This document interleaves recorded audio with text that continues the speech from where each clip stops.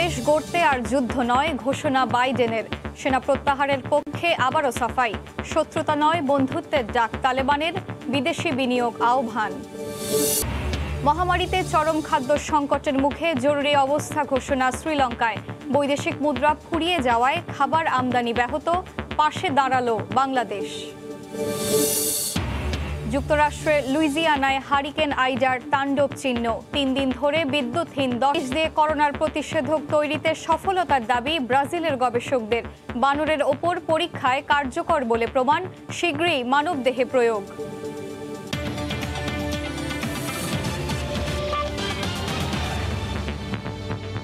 আন্তর্জাতিক সময় সঙ্গে আছি আমি। শেষ হলো মার্কিন যুক্তরাষ্ট্রের 20 বছরের আফগান যুদ্ধ। মঙ্গলবার হোয়াইট হাউসে যুদ্ধের আনুষ্ঠানিক সমাপ্তি টানেন যুক্তরাষ্ট্রের প্রেসিডেন্ট জো বাইডেন। জাতির উদ্দেশ্যে দেওয়া এক ভাষণে বাইডেন বলেন, আফগানিস্তান থেকে মার্কিন সেনা প্রত্যাহার যুক্তরাষ্ট্রের জন্য সেরা সিদ্ধান্ত। নিউ ইয়র্ক থেকে বিস্তারিত হাসানুজ্জামান সাকির রিপোর্টে। আফগানিস্তানের সঙ্গে আমেরিকার যুদ্ধের পরিসমাপ্তি। সর্বশেষ মার্কিন সৈন্যটিও প্রত্যাহার করে নেওয়া হয়েছে। এরই মধ্যে তালেবানদের দখলে চলে গেছে আফগানিস্তান। ইসলামী মূল্যবোধ প্রতিষ্ঠায় আবারও কট্টর মৌলবাদী ভূমিকায় তালেবান। বিচ্ছিন্নভাবে হানাহানি চলছে দেশটি জুড়ে। ইতিমধ্যে সবচেয়ে বড় হামলাটি হয়েছে কাবুল বিমানবন্দরে। 13 মার্কিন সেনাসহ নিহত হয়েছেন শতাধিক মানুষ। তবে 20 বছরের যুদ্ধের ফল কি পেল যুক্তরাষ্ট্র?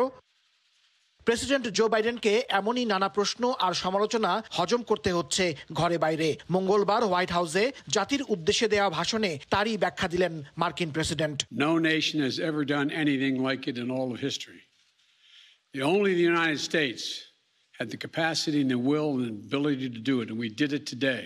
আফগানিস্তান থেকে মার্কিন সেনা প্রত্যাহারের সিদ্ধান্তের দায় দায়িত্ব নিজের কাঁধেই নিয়েছেন বাইডেন। এই যুদ্ধ চিরকাল চালিয়ে যাওয়ার পক্ষে যে তিনি নন, এটি বলতেও দ্বিধা করেননি।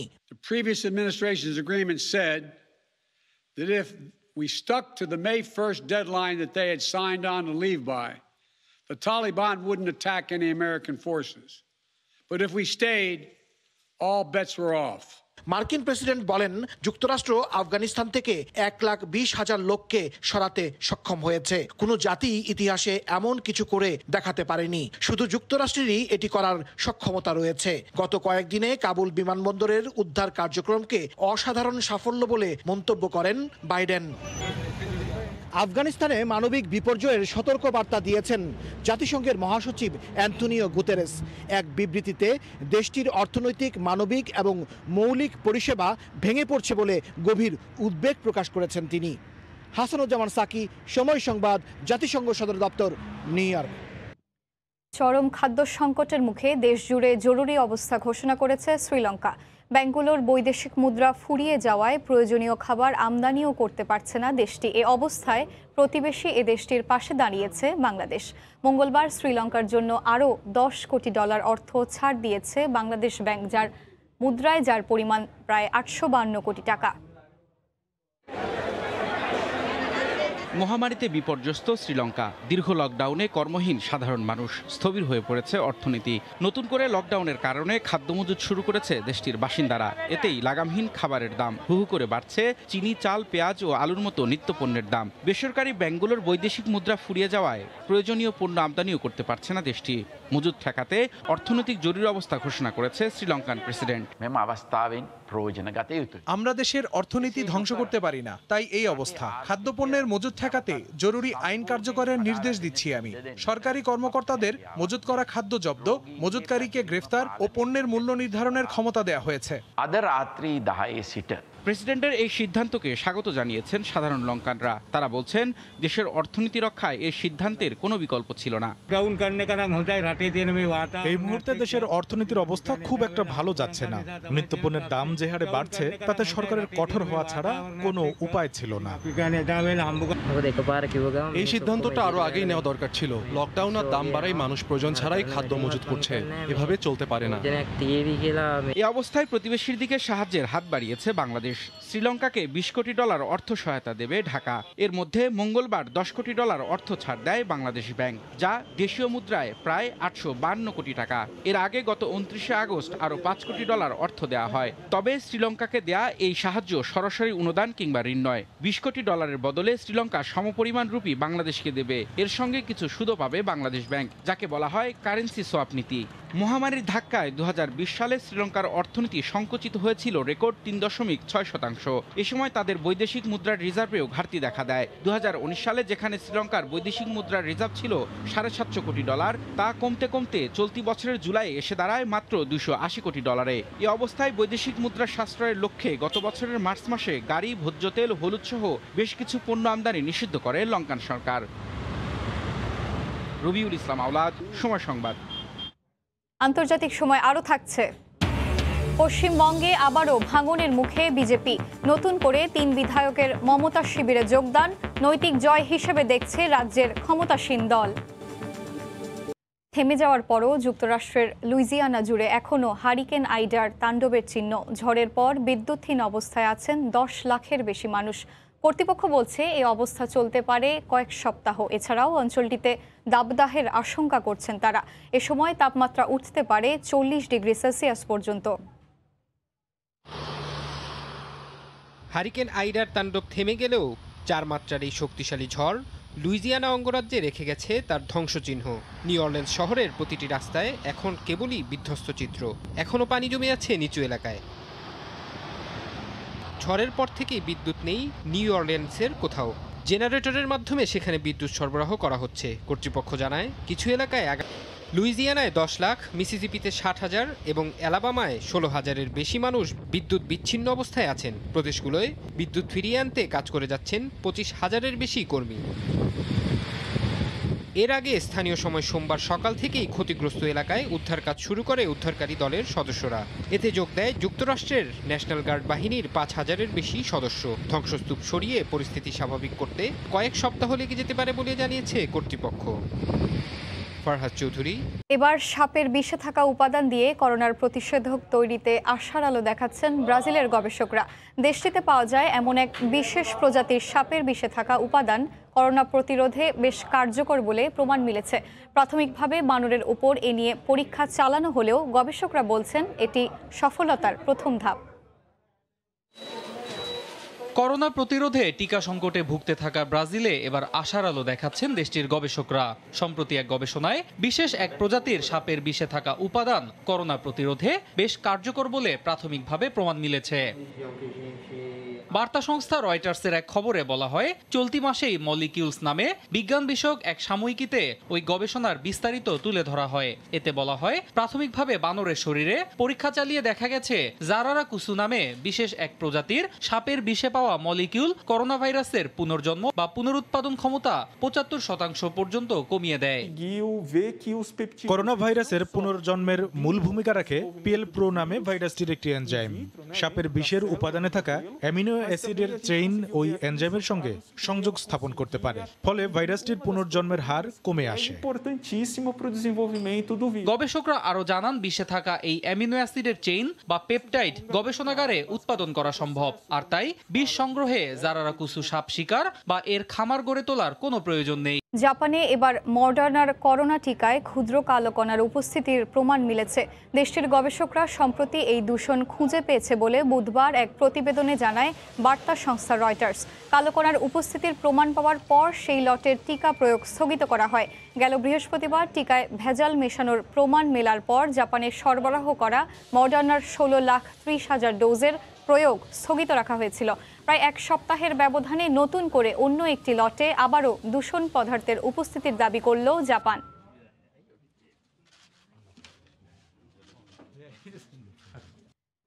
পশ্চিমবঙ্গের রাজনীতির সবশেষ খবর জানাতে এই মুহূর্তে কলকাতার বিধাননগরে আছেন সহকর্মী সুব্রত আচার্য। আমরা সরাসরি চলে যাচ্ছি তার কাছে। সুব্রত। আপনাকে ধন্যবাদ। যেমনটি 2021-এর আমরা যখন চলতি বছরের বিধানসভা নির্বাচন শুরু হয় তার আগে থেকে কিন্তু পশ্চিমবঙ্গের রাজ্য রাজনীতির যে রাজনৈতিক হিসেব নিকেশ সেটি নিয়ে কিন্তু বেশ জলঘোলা হয়েছে বলা চলে। রাজনৈতিক যে ছবি, সেই ছবিটি ওর বর্ণময় আমরা দেখেছি যে এদল থেকে ওদল যাওয়া, বিজেপি থেকে তৃণমূলে যাওয়া, তৃণমূল থেকে বিজেপি যাওয়া, কংগ্রেস ভাঙানো, কংগ্রেস থেকে বিজেপিতে আসা, তৃণমূল আসা, এই দল ভাঙানোর কিন্তু বিস্তর আমরা খেলা দেখেছি যে কি পরিমাণ রোজ কোনো না কোনো তৃণমূলের নেতৃত্ব বিজেপিতে আসতো। ঠিক আমরা দেখেছি যে বিধানসভা নির্বাচনে যখন তৃণমূল কংগ্রেস তৃতীয়বারের মতো আবার ক্ষমতায় এলো, তখন কিন্তু ছবিটা উল্টে গিয়েছিল। দেখেছি যে প্রতিদিন প্রায় কোনো না কোনো ভাবে ব্লক স্তরের, পৌরসভা স্তরের, থানা ব্লক এবং জেলা ভিত্তিক যে নেতৃত্ব তার দলে দলে আবার তৃণমূলে ফিরতে শুরু করে। ঠিক একই রকম ভাবে সবচেয়ে বড় তৃণমূল থেকে বিজেপি থেকে তৃণমূলে ফেরার চমকটি হয়েছিল মুকুল রায়। আপনি জানেন যে মাস দেড়েক আগে মুকুল রায় বিজেপির সর্বভারতীয় সহসভাপতি, তিনি একসময় তৃণমূল কংগ্রেস গঠন করেছেন এবং সেখান থেকে বিজেপিতে যোগ দিয়েছিলেন এবং তারপর আমরা দেখেছি কিভাবে তৃণমূল ভাঙিয়ে কিরকম ভাবে বিজেপিকে সংঘবদ্ধ করেছে। ঠিক মুকুল রায় চলে যাওয়ার পর যেভাবে আবার মুকুল রায়ের হাত ধরে তারই ঘনিষ্ঠরা আবার যেতে শুরু করেছেন। আপনি জানেন যে ৭৭ জন বিধায়ক নির্বাচিত হয়েছিলেন বিধানসভা নির্বাচনে। এবার সেই ৭৭ জন বিধায়ক থেকে আস্তে আস্তে কিন্তু এখনো পর্যন্ত মুকুল রায়, এরপরে গিয়েছেন তন্ময় ঘোষ যিনি বাঁকুড়ার থেকে বিধায়ক, এবং তারপর আমরা দেখেছি বনগাঁর বাগদার বিধায়ক গতকালকে বিশ্বজিৎ দাসকে। বিজেপির এখন শুধুমাত্র সংখ্যা তত্ত্বের দিক থেকে বিজেপির কিন্তু এখন ৭৪ জন বিধায়ক রয়েছে, বাকি ৩ জন কিন্তু ইতিমধ্যে তৃণমূল কংগ্রেসে যোগ দিয়েছে। যদিও এটি নিয়ে এখনো পর্যন্ত একটি আইনি জটিলতা তৈরি হয়েছে, কারণ আপনি জানেন যে দলত্যাগ বিরোধী আইন সে বিষয়টি এখনো বাস্তবায়িত হয়নি, অর্থাৎ দল ত্যাগ করে তারা কোন দলের বিধায়ক সেটি কিন্তু এখনো পরিষ্কার করে বলা যাচ্ছে না, কারণ বিধানসভায় যে আসনগুলো রয়েছে তারা কিন্তু বিজেপির আসনেই বসছেন, কিন্তু তারা বিজেপিতে নেই, তৃণমূল কংগ্রেসে। এবার জানিয়ে রাখি যে আপনি জানেন যে ভোট পরবর্তী যে নির্বাচনী সহিংসতা, সেই সহিংসতার ছবি কিরকম ভাবে ভয়াবহ আকার ধারণ করেছিল এবং তারই পরিপ্রেক্ষিতে কলকাতা হাইকোর্ট এই মামলাটি সিবিআই এর হাতে তদন্ত করার জন্য দায়িত্ব দিয়েছিল এবং সিবিআই কিন্তু ইতিমধ্যেই তদন্ত শুরু করেছে। এরই মধ্যে সিবিআই তদন্ত শুরু হয়েছে, ইডি শুরু হয়েছে। ইডি ইতিমধ্যে জানেন অভিষেক বন্দ্যোপাধ্যায় এবং তার স্ত্রী নারুলা বন্দ্যোপাধ্যায়কে কিন্তু ডেকে পাঠানো হয়েছে। দিল্লিতে আজকে তার যাওয়ার কথা ছিল, যদিও তিনি বলেছেন যে কলকাতায় তাকে তার বাড়িতে বসে জেরা করা হোক। তো সব মিলিয়ে আমরা দেখেছি যখন রাজনৈতিকভাবে একদিকে যেমন মমতা বন্দ্যোপাধ্যায়ের উপর প্রেশার দেওয়ার জন্য কেন্দ্রীয় বিজেপি নেতৃত্ব যেরকম ভাবে তারা বিভিন্ন কেন্দ্রীয় সংস্থাকে ব্যবহার করেছে, ঠিক সেরকম ভাবে কিন্তু রাজনৈতিকভাবে বিচক্ষণ যে অঙ্ক, সেই অঙ্কের মারপ্যাচে কিন্তু বিজেপিকেও নাস্তানাবুদ করতে আমরা দেখেছি মরিয়া প্রচেষ্টা চালাচ্ছেন মুখ্যমন্ত্রী তথা তৃণমূল কংগ্রেসের সভানেত্রী মমতা বন্দ্যোপাধ্যায়। তো সব মিলিয়ে বলা যায় পশ্চিমবঙ্গের রাজ্য রাজনীতি কিন্তু এই দলবদলের খেলা, এই প্রেশার গেম, পাল্টা গেম নিয়ে কিন্তু বেশ জমে উঠেছে। এই ছিল আমার কাছে পশ্চিমবঙ্গের রাজনীতি সবশেষ। পশ্চিমবঙ্গের রাজনীতির সবশেষ খবর জানাচ্ছিলেন কলকাতা থেকে সহকর্মী সুব্রত আচার্য। আন্তর্জাতিক সময়ে আরও থাকছে, পশ্চিমবঙ্গের দার্জিলিংয়ে চালু হলো সাফারি টয় ট্রেন। চা বাগানের মধ্য দিয়ে যাওয়া যাবে শিলিগুড়ি থেকে রংটং, উচ্ছ্বসিত পর্যটকরা। কার্বনমুক্ত জ্বালানি সরবরাহে ও ডাটা সেন্টার সম্প্রসারণে জার্মানিতে $120 কোটি বিনিয়োগ করবে গুগল। এই বিনিয়োগ জার্মানির অর্থনীতি ও প্রযুক্তি খাতের অবকাঠামো শক্তিশালী করতে বিরাট ভূমিকা রাখবে বলে মনে করছে জার্মান সরকার। এবার জার্মানিতে $1.2 বিলিয়ন বিনিয়োগ করার ঘোষণা দিয়েছে ইন্টারনেট জায়ান্ট কোম্পানি গুগল। 2030 সালের মধ্যে তাদের এই অর্থ ব্যয় হবে দেশটিতে কার্বন মুক্ত জ্বালানি উৎপাদনে এবং গুগলের ক্লাউড কম্পিউটিং অবকাঠামো সম্প্রসারণে। গুগল বলছে আগামীতে জার্মানিতে তাদের ক্লাউড কম্পিউটিং সেন্টারগুলো সচল রাখতে বছরে 140 মেগাওয়াট বিদ্যুৎ কিনতে হবে, যা আসবে বর্তমানে দেশটিতে উৎপাদনে থাকা 22টি উইন্ড পার্ক থেকে। 2030 সালের মধ্যে আমাদের সব ডাটা সেন্টার সচল রাখতে কার্বন মুক্ত জ্বালানির ব্যবহার নিশ্চিত করতে চাই। বর্তমানে যে জ্বালানি ব্যবহার করি তা প্রায় 80% কার্বন মুক্ত, কিন্তু 100% নয়। আমরা আমাদের ক্লাউড কম্পিউটিং সেন্টার সম্প্রসারণেও এই অর্থ ব্যয় করব।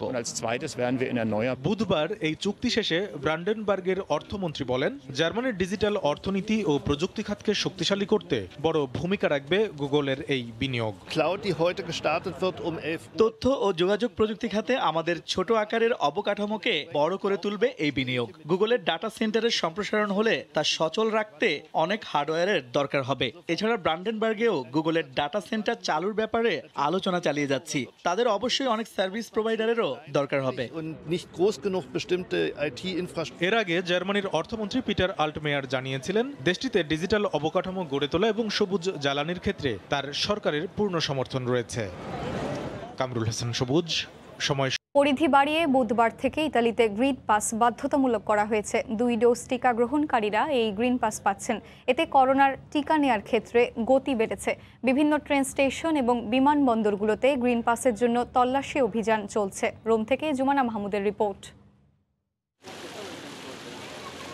রেস্টুরেন্টে প্রবেশ কিংবা ভ্রমণ সব ক্ষেত্রেই গ্রিন পাস বাধ্যতামূলক করে অধ্যাদেশ জারি করেছে ইতালি সরকার।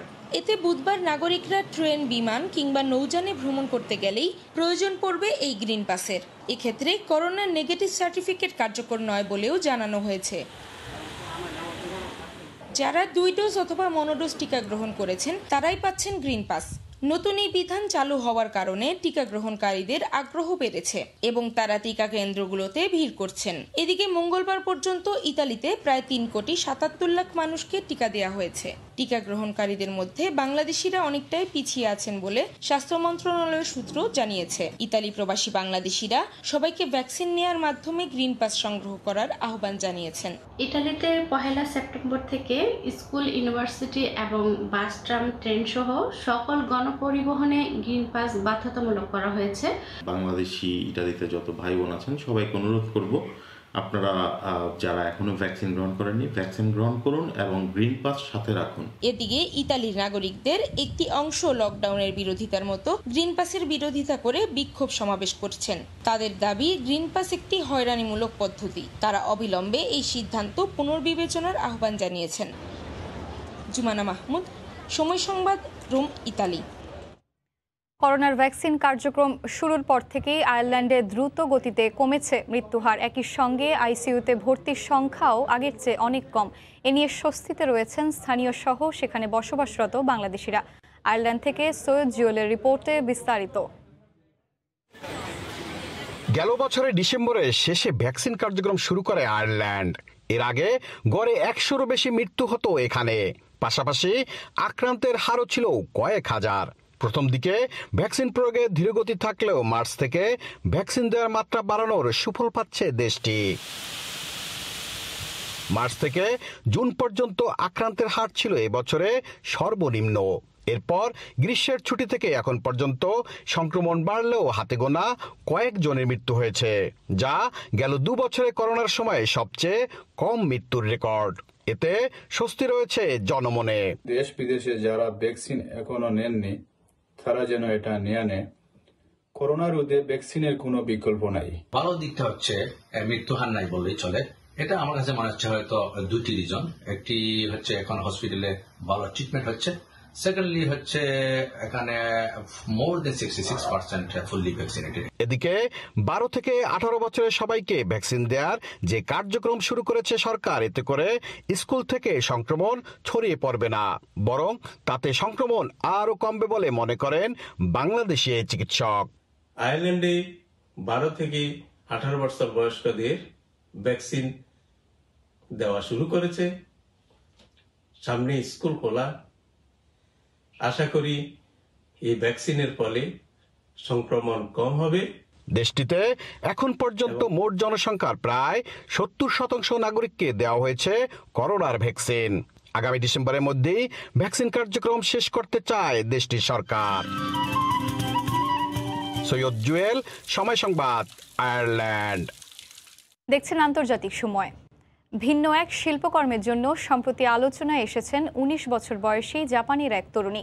শুধুমাত্র হাত দিয়ে শক্ত কাগজ খোদাই করে এবং আঠার সাহায্যে তৈরি করেন নানা ভাস্কর্য।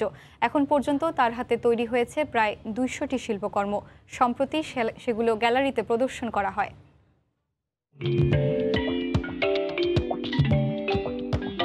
কখনো ব্যাটম্যান, কখনো যুদ্ধবিমান, আবার কখনো অ্যানিমেশনের বিভিন্ন চরিত্র তৈরি করে নিজের কল্পনাকে ভাস্কর্যে রূপ দেন এই নারী।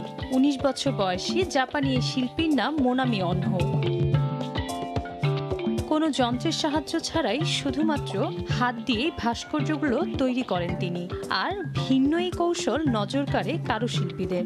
তাই মনামির হাতে তৈরি করা প্রায় 200টি ভাস্কর্য নিয়ে সম্প্রতি আয়োজন করা হয় এক প্রদর্শনীর। আমার স্কুলের একটি হোমওয়ার্কের জন্য প্রথমে এই ধরনের কাজ করি। যখন প্রথম ভাস্কর্য বানাই তখন আশপাশের মানুষ বেশ প্রশংসা করছিল। তখন আমি বেশ খুশিও হয়ে যাই। বুঝতে পারি এই কাজে আমি ভালো। মানুষের অনুপ্রেরণায় আমি আরো ভাস্কর্য বানাতে থাকি। বানাতে বানাতে এখন প্রায় 200টি ভাস্কর্য হয়ে গেছে। পুরো শিল্পকর্মটাই কার্ডবোর্ড ও আঠা দিয়ে করি। মনামি জানান, প্রথমে তিনি শক্ত কাগজের ওপর নকশা আঁকেন, এরপর এটির মাপ ঠিক করেন, তারপর ভাস্কর্যের জন্য নকশাগুলো কাটা হয়, সবশেষে কাগজের ওপর খোদাই করে বানানো হয় শিল্পকর্মগুলো। সম্প্রতি তার তৈরি কাজগুলো গ্যালারিতে প্রদর্শিত হলেও কোনোটি বিক্রি করেননি তিনি। মূলত পরিবেশের জন্য ক্ষতিকর প্লাস্টিক কিংবা অন্যান্য পদার্থ বাদ দিয়ে পরিবেশ বান্ধব জিনিস ব্যবহার করে শিল্পকর্মের প্রতি মানুষকে অনুপ্রেরণা যোগানোই ছিল তার প্রদর্শনীর মূল উদ্দেশ্য। জিনিয়া শেখ, সময় সংবাদ। পাহাড়ি পথে চা বাগানের মধ্য দিয়ে সাফারি জঙ্গল ঘুরতে ভারতের শিলিগুড়ি থেকে রংটং পর্যন্ত চালু হলো নতুন টয় ট্রেন। উদ্বোধন শেষে এটি পর্যটকদের মন কাড়বে বলে আশা কর্তৃপক্ষের। এর আগে করোনার কারণে সব ধরনের টয় ট্রেন বন্ধ থাকলেও পরিস্থিতি স্বাভাবিক হতে থাকায় এখন আবারও ট্রেন সেবা চালু হতে যাচ্ছে ভারতের দার্জিলিংয়ে। কাঞ্চনজঙ্ঘা কিংবা ডুয়ার্সের সবুজ জঙ্গল। করোনার কারণে দীর্ঘদিন পর্যটক শূন্য ছিল প্রাকৃতিক সম্পদে ভরপুর ভারতের উত্তরবঙ্গ। ধীরে ধীরে পরিস্থিতির উন্নতি হতে থাকায় অনেকেই এখন বেরিয়ে পড়ছেন এসব পাহাড় জঙ্গলে ঘুরতে। কেউ যাবেন দার্জিলিংয়ের সাফারি জঙ্গলে, কেউ বা ডুয়ার্সে। এই পরিস্থিতিতে পর্যটন ব্যবসাকে চাঙ্গা করতে এই অঞ্চলে টয় ট্রেন চালু করছে হিমালয়ান রেল। শিলিগুড়ি থেকে রংটং পর্যন্ত চালু হচ্ছে এই ট্রেন সেবা। বাষ্পীয় ইঞ্জিনের এই ট্রেনে করে পাহাড় ঘেরা জঙ্গলের যাত্রা পর্যটকদের ভ্রমণের অভিজ্ঞতা আরও সমৃদ্ধ করবে। পথে পড়বে চা বাগানের অপরূপ সৌন্দর্য আর আশপাশের প্রাকৃতিক শোভা। ট্রেনটিতে রয়েছে চা নাস্তারও ব্যবস্থা। এদিকে দীর্ঘদিন পর এই ট্রেন সেবা চালু ভ্রমণ পিপাসুদের আরো উৎসাহিত করবে বলে আশা প্রকাশ করছে কর্তৃপক্ষ। ট্রেনটি শিলিগুড়ি থেকে রংটং পর্যন্ত চলবে। এই ট্রেনে ভ্রমণ তারা দারুণ উপভোগ করবে। এখানে ভ্রমণ পিপাসুরা বারবার আসতে চাইবেন। এই ট্রেনে ভ্রমণ পর্যটকরা দারুণ উপভোগ করবে।